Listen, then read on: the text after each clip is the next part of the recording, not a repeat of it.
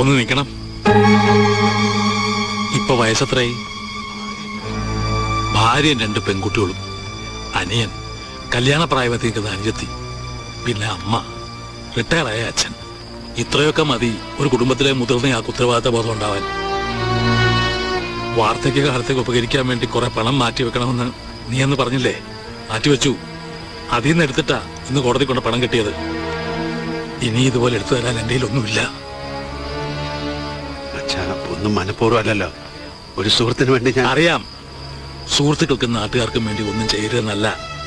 പക്ഷെ ഒന്നുണ്ട്, കുടുംബം. സമൂഹം എത്ര ഉയർത്തി പറഞ്ഞാലും അവനവന്റെ കുടുംബത്തിലുള്ളവര് കൊള്ളരുതാത്തവനാണെന്ന് പറഞ്ഞാൽ അതോടെ തീർന്നു അയാള്.